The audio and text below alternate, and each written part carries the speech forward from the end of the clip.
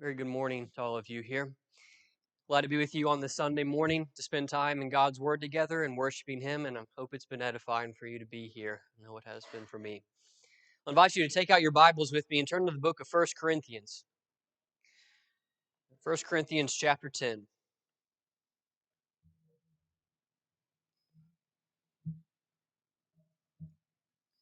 I grew up going to church my entire life, ever since I was young. My family went to church Sunday mornings and Sunday nights and Wednesday nights. It's just kind of how the daily schedule worked, the weekly schedule, and as part of that, I grew up going to these different children's classes along the way, some of which we just got done with a little bit ago on Sunday mornings and Wednesday nights. And we would have the different lesson books that we would go through. And sometimes with those lesson books, we would have different memory verses that we would be required to learn every single week.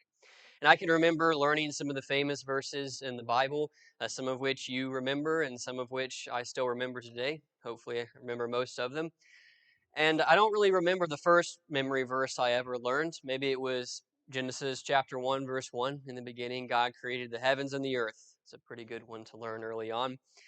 But I'll tell you, there was a couple verses that I remember learning that really stick out in my mind. I can remember when I learned them and how at first it took me a little bit of time to memorize them. But once I did, I've never forgotten these verses. And over the years, I've had to bring these verses into my mind at various different points because of how relevant they are. And those are the verses that we just had for our scripture reading in First Corinthians chapter 10, verses 12 and 13. I want you to read those again there with me. Therefore, let him who thinks he stands take heed lest he fall. No temptation has overtaken you except that which is common to man, but God is faithful. He will not allow you to be tempted beyond what you are able, but with the temptation will make the way of escape that you will be able to bear it. Like I said, I've had to bring those verses into my mind at many different points throughout my lives, but I'll tell you very quickly, I have not always lived up to these verses. And maybe you've memorized these verses before. Maybe they're readily apparent in your mind. And you can bring them into your memory, but you probably haven't always lived up to these verses either, have you? These are difficult verses, and there are times in which we take quite a big tumble when we thought we were just fine, when we thought we could handle whatever temptation was thrown our way. No, we could handle it. And you can see that principle kind of play out through your entire life in many different types of ways. I can remember as a kid how the house that I grew up in for most of my life was down at the end of a cul-de-sac, at the end of a long, steep street. And naturally, as a kid, I want to go up to the top of the street and ride down it, whether it's a bike or a skateboard or scooter or whatever it might be. But parents were very quick to say, hey, you need to be really careful about doing something like that. Like, don't go all the way to the top. Make sure you wear a helmet, those sorts of things. But I can remember one day when I went to the top of the street on one of those Razor scooters, like nothing fancy, just the old-fashioned Razor brand scooter, and I went to the top without telling anyone, and I started to ride down. And I can remember very quickly on that little journey realizing I'm going way too fast. Like I don't know what's going to happen when I reach the bottom, but I don't want to find out. So do you know what I did? I just stepped off. Like, I just completely stepped off, and you might think, "You idiot, like, why would you do that? Just, like, put the brakes on or something." I didn't know what to do. I was kind of in a moment of panic, and so my bright idea was just to simply step off that going scooter, and naturally, I went flying like Superman, and I hurt myself, skinned my knees, and all of that. And I learned a valuable lesson. I thought I could handle that big hill, and I could not, and so I took quite a big fall. And that plays out in many different ways as you get older and as you go through school. Maybe you come to test time and you think, I got it. Like, I don't need to study that much. It's going to be easy. It's fine for me. And then you get to the test and you look down at the first question and you think, oh no, like, what have I just gotten myself into? I'm sure you've had those moments before. And those couple examples are not really that important in the grand scheme of life. Like, you take those little bruises and nicks and you move on, the school of hard knocks idea and all of that. But as you get older in life and as you go through more of this principle, you start to realize it gets a lot more serious than just a few skinned knees. Now you're dealing with your eternal soul and the temptations that can bombard it on a daily basis.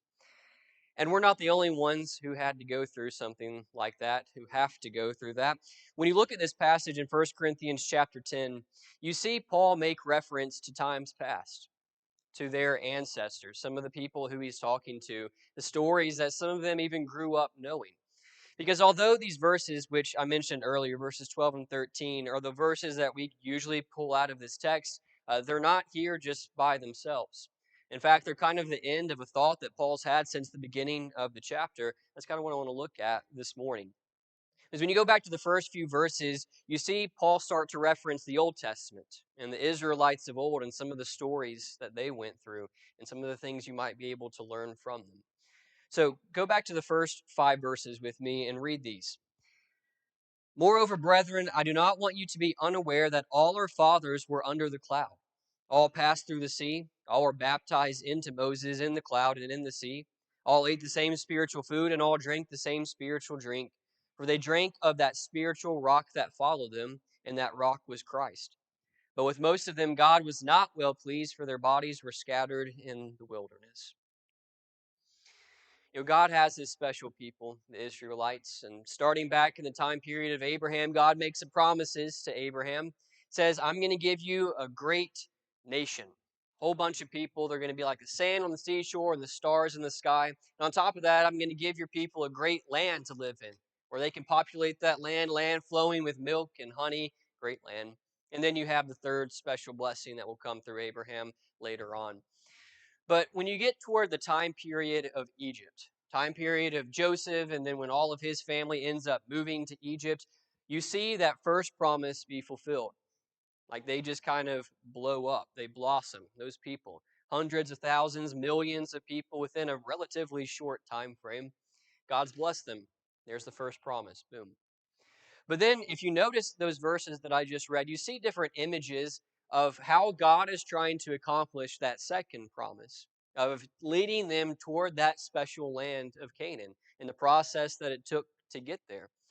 And what you see in these verses are in the different ways that God was blessing these Israelites to lead them to that second promise. For instance, you see the supernatural guidance that God gives to them, how he came in a form of a cloud. And not just a form of a cloud, but also the form of fire. God makes his presence known amongst these people. Before there's a temple and tabernacles and things like that, he comes out, excuse me, he comes down to them in the form of a pillar of cloud by day and a pillar of fire by night to lead these people through a wilderness, a land that they didn't know, where they need to go, when they need to go. He's guiding them, blessing them.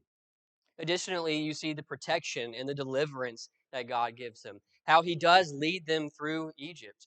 He leads them across the Red Sea from the Egyptians, and how he parts those waters on the Red Sea. They're able to cross through on dry land, and then God crashes those waters back down upon the Egyptians. He's protecting them.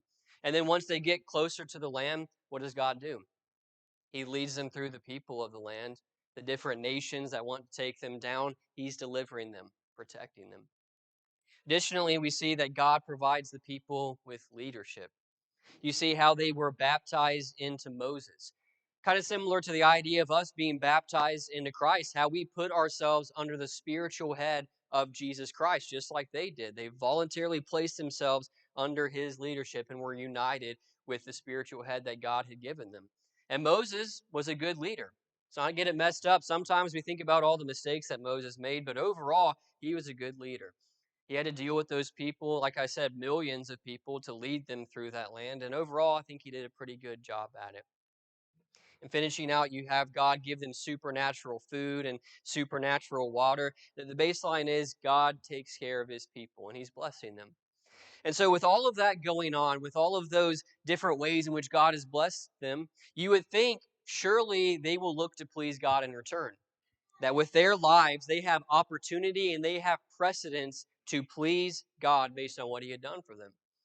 But they don't. And their corpses in the wilderness are evidence of that. The possession of privileges clearly is no safeguard from falling. But the key that Paul's trying to get these Corinthians to realize is not just remember those stories, but learn from them. The very start of verse 6, he says, now these things became our examples. That's supposed to be the same thing for all of us. How we learn from the examples of people living even thousands of years ago to help take our lives somewhere. So that's kind of what I want to do for the rest of this lesson, is to look at the different ways that Paul is telling them, hey, learn from their example. Take heed lest you fall like they did. And he's going to kind of do that verse by verse. So starting there in verse 6, he says, take heed lest you lust after evil things. Now these things became our examples to the intent that we should not lust after evil things as they also lusted.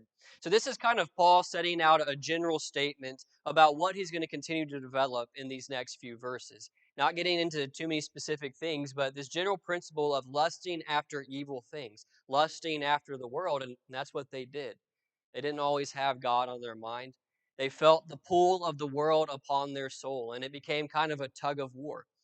And listen, sometimes we feel that, don't we, in our lives? We feel the pull of the world tug on our soul, and sometimes we let that rope slip and we give in to it. And Paul knows that.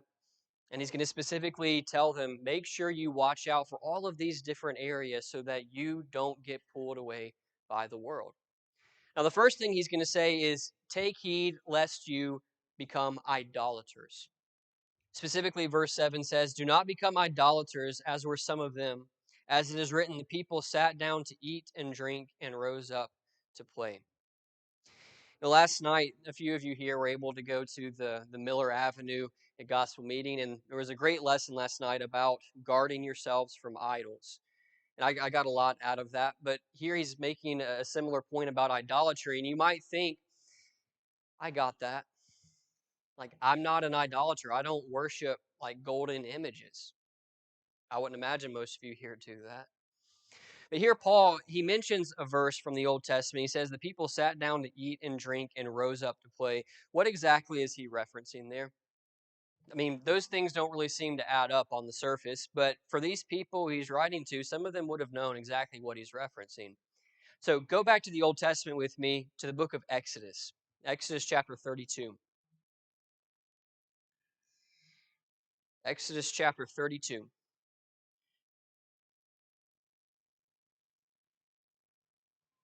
Starting in verse 1. Now, when the people saw that Moses delayed coming down from the mountain, the people gathered together to Aaron and said to him, come, make us gods that shall go before us. For as for this Moses, the man who brought us up out of the land of Egypt, we do not know what has become of him. And Aaron said to them, break off the golden earrings which are in the ears of your wives, your sons, and your daughters, and bring them to me. So all the people broke off the golden earrings which were in their ears and brought them to Aaron. And he received the gold from their hand, and he fashioned it with an engraving tool and made a molded calf. And they said, this is your God, O Israel, that brought you out of the land of Egypt. So when Aaron saw it, he built an altar before it, and Aaron made a proclamation and said, tomorrow is a feast of the Lord. And they rose early on the next day, offered burnt offerings and brought peace offerings, and the people sat down to eat and drink and rose up to play. After God leads the people across the Red Sea, he starts to lead them south toward a very famous place, Mount Sinai. And there, God is going to do something amazing with the relationship with his people. He's going to form a covenant with them. He's going to give them a law and commandments. I will be your God, and you will be my people, and this is what it's going to look like. And while Moses is up there in the process of receiving this covenant, this law, and these commandments, the people down below are looking up there, and I'm not sure exactly what they see, but they get a little nervous, a little impatient. Maybe they're scared of what's happening to Moses. They didn't really trust in God of what God was doing. And so instead of keeping their gaze focused upward on where God was, where he was supposed to be, instead they bring their gaze downward onto their own level, and they choose to fashion this idol, this golden calf. This is our God that led us out of Egypt. You know why they did that? Because it was a lot easier to do that. It's something that they could control, something within their grasp. They made it. They had power over it. It's a lot easier to look at our own level than to look up towards God. And they started sacrificing to it. They were all too happy to do so, bringing offerings, and the people sat down to eat and drink and rose up to play. You may not have a golden calf in your own life, but we do have different idols. Idols are really just what we put in place of God. Ultimately, God is where we are supposed to find fulfillment, something beyond our grasp.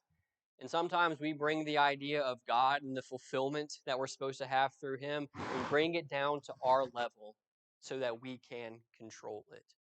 And Paul is reminding these Corinthian brethren who would have faced that in their own lives, take heed lest you become idolaters like them and you fall. Same thing's being said to all of us today.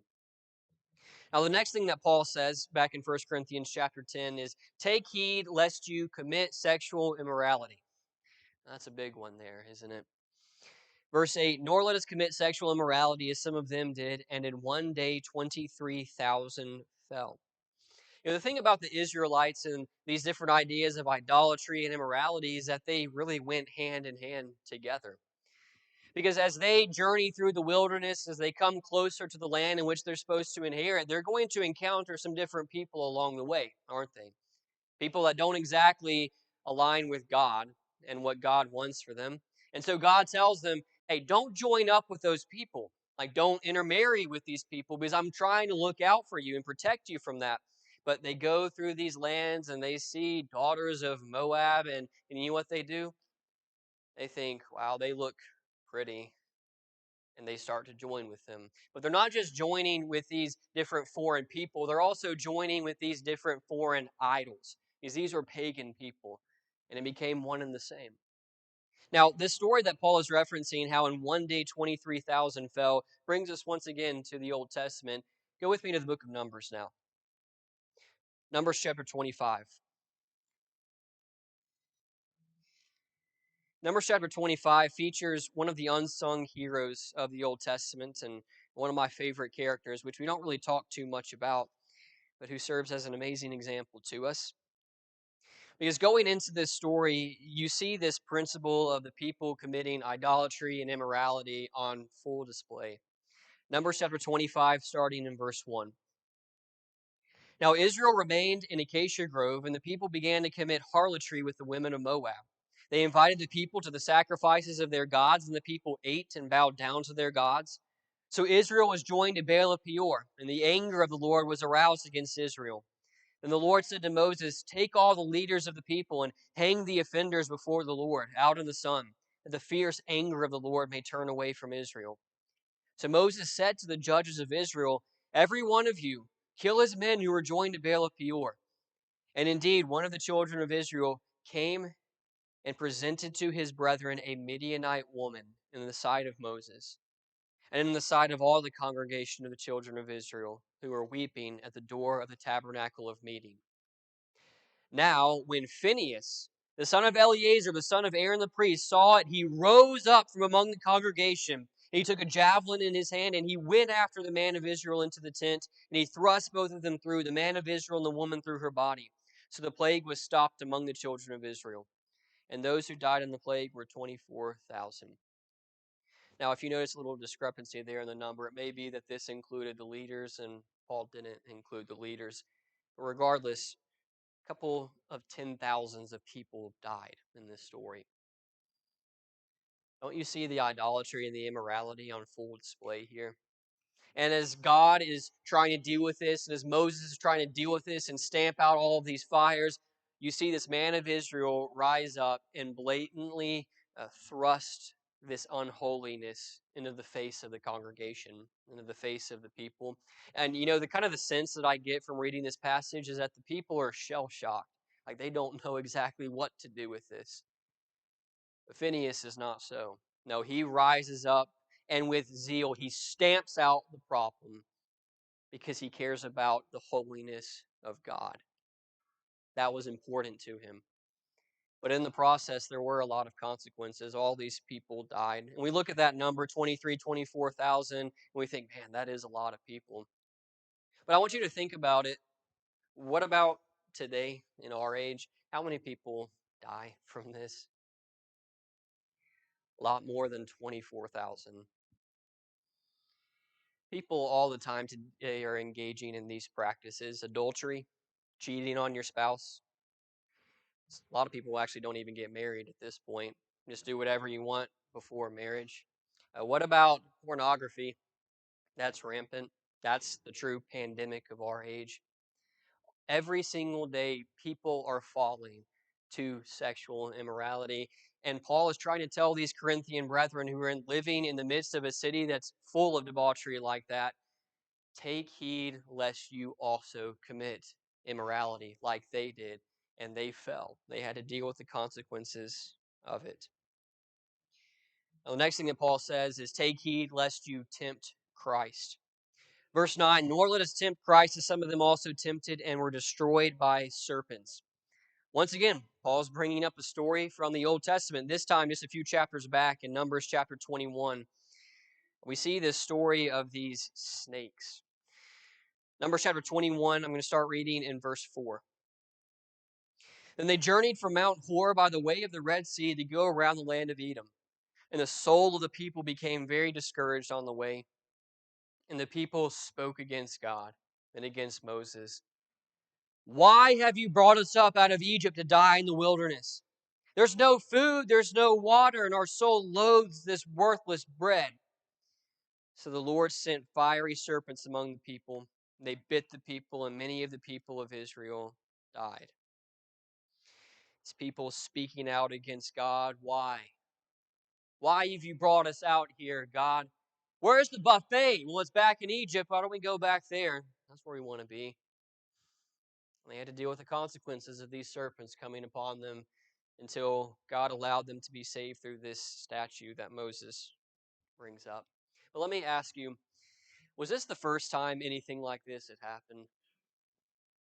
This is kind of what we remember the Israelites for. All that fussing, all that complaining, wanting to go back to the land from which they came out of. No, this was not the first time that they had fussed and God had tried to teach them some things, teach them some lessons. When Paul says, hey, you need to be careful lest you tempt Christ, lest you tempt God, I think he means you tempt God, you tempt Christ when you go against what you know is right and you still expect everything to be just fine. You still expect forgiveness. No, that's a game that's not going to work with God. They knew what they needed to do. They knew the path that was set before them. God says back in Exodus chapter 23 of what they need to watch out for. He sends this angel to them, the angel of the Lord. And he says in Exodus chapter 23, verse 20, behold, I send an angel before you to keep you in the way and to bring you into the place which I have prepared. Beware of him and obey his voice. Do not provoke him, for he will not pardon your transgressions, for my name is in him. They provoked. They tempted. And sometimes we can do the same thing with Jesus Christ. As Satan goes to tempt Jesus in Matthew chapter 4, we see Satan tell Jesus basically, you don't really have to do the will of God. In fact, I've got a shortcut. I've got shortcuts to all the different blessings that I know you want in your life. Sometimes we might approach Christ in a similar way, questioning, tempting. Do I really have to do this or that? Like, I read some of these scriptures and they tell me about this extreme lifestyle I'm supposed to live. Do I really have to do that? And the preacher, he's up here telling me I have to do all these things. Do I really have to do all that? Why? Why does God want me to do fill in the blank, whatever it is? We ask those questions, but we know the answers. We know what we're supposed to do, but sometimes we just end up saying, well, God just wants me to be happy, doesn't he? Or better to ask for forgiveness than permission, right? We're going to go that direction. No, don't play that game with Christ. Don't tempt Christ. With everything that Jesus Christ has done for us, the mercy that he has offered to us, how dare we throw that back into his face and try to work around it? No, take heed lest you tempt Christ, as they did. Verse 10, take heed lest you complain. Nor complain, as some of them also complained and were destroyed by the destroyer. Now, there's a lot of different passages you could look at for their complaining, such as what we looked at previously. But in addition to complaining against God, you know what they also did? They complained against God's appointed leaders. They complained against Moses and Aaron and fill in the blank leader. It says the people murmured against them. That idea of kind of speaking under their breath, of talking bad behind their backs, always complaining and fussing about something. But we do the same thing sometimes, don't we? Take the whole leadership idea, for example. We like to complain against leaders quite a bit, actually. Maybe you like to complain about your boss at work, how terrible he or she is. Maybe you like to complain about the local eldership and the decisions that they make and how they're not doing something quick enough, or I don't like what they're doing in their position on whatever it is. I preached a lesson several months ago about complaining. Maybe some of you remember that, maybe not. About complaining corrosion and how it can corrode us from the inside out. That's really what complaining does. It just eats away at us, can drive us mad and the people around us mad. And there are going to be consequences to that, just like they had to deal with these consequences. Now, there's a lot more that you can say about complaining, but for time's sake, we'll go ahead and move on. But each of these specific things that Paul is bringing up ultimately leads up to that verse 12. Therefore, let him who thinks he stands take heed lest he fall. And that lesson, encapsulating everything that we've just said, is available to us. Take heed lest you become prideful and you also fall. Now, what might that look like for all of us here? For everyone who's come here on this Sunday morning? Well, maybe we can tell ourselves, I come to church like every Sunday, every Wednesday maybe. I come to church, I show up. And in fact, outside of church, I live a pretty good life. I do good things. God, you see that? You see the good things that I'm doing in this world? I at least I don't do bad things. Like, I'm not a bad person. I don't get in trouble with people. I keep myself clean for the most part. Don't do that. I've been baptized before. Do you know that? I've been baptized and sanctified. You realize this passage has said that these people were also baptized. It's not the same way that we're baptized today, but some of that symbolism I think is there for a reason. They had privileges. They were there before God. They were God's people. But pride comes before a fall. That same lesson is for all of us today. Take heed lest you also become prideful and fall, thinking that you're standing up in your position when really the next step is down. Now, you see all of those examples, and maybe you even identify with some of these things on this list right here. Things to watch out for. But you know what I love about this passage is that Paul doesn't end in verse 12. Therefore, let him who thinks he stands take heed lest he fall. But there's also verse 13. And that's where I want to end off with this morning. 3 brief lessons about what to do and what to recognize, what to think when you feel like you are about to fall, because sometimes you see the writing on the wall and you deal with temptations and struggles in this life, maybe some on this list, maybe some outside of this list. But whenever you are feeling tempted by something, what do we need to remember? What do we need to recognize? 3 things from verse 13. First off, recognize that your temptation is common to man. Look, I really think this is an important one. Can't do it by yourself.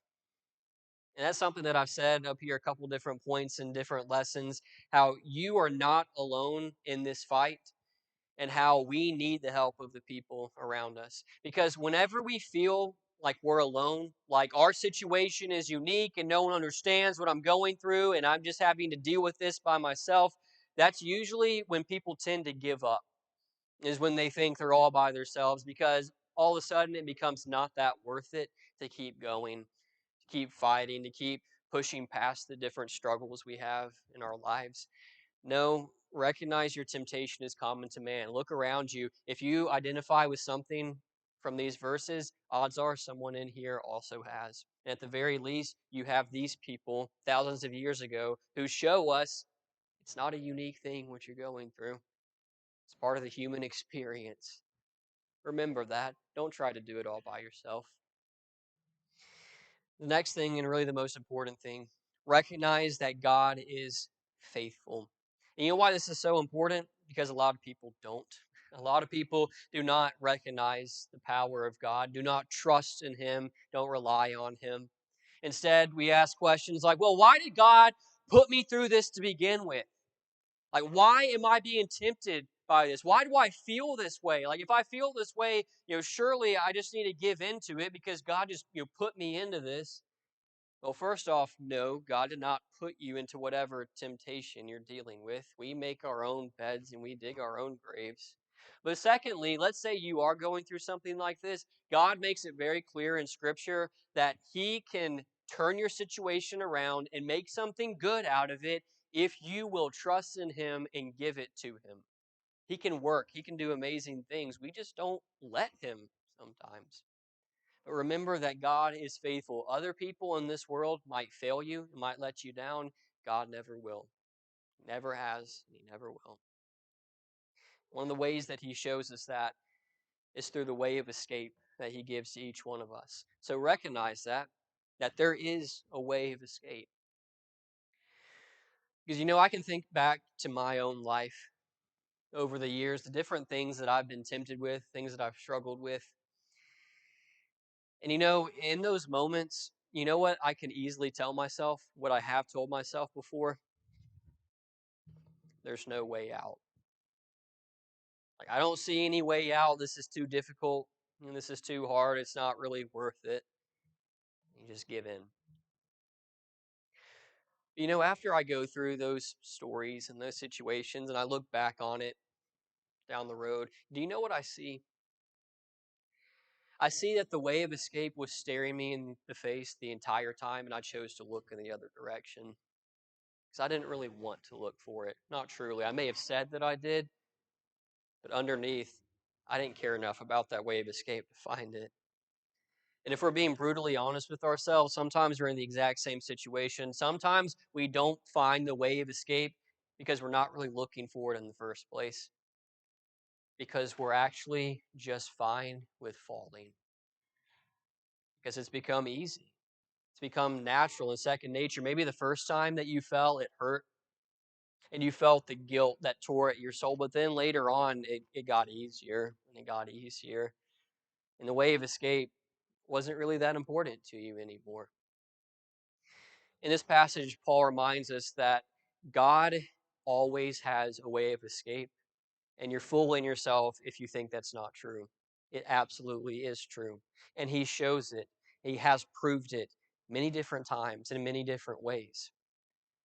So remember, God is faithful, and there is that way of escape. We just have to look for it, have to find it. Because I don't know about you, but I don't want to be left behind as a corpse in the wilderness of sin because I didn't take heed to the commands of God. Because I wasn't thankful for the blessings that He's given me along my own journey in life. I didn't care enough about it. So I hope that these things serve as reminders to all of us.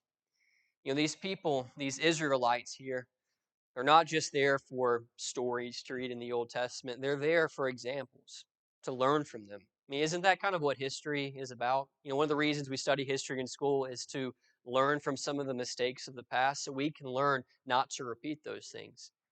So we can learn to change our future and change our path. And I hope we'll do that.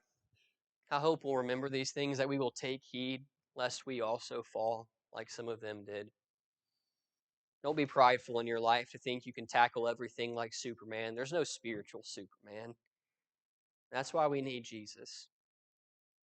Because the greatest way that God shows us that He has a way of escape is the ultimate way of escape from our entire sinful self. You believe that?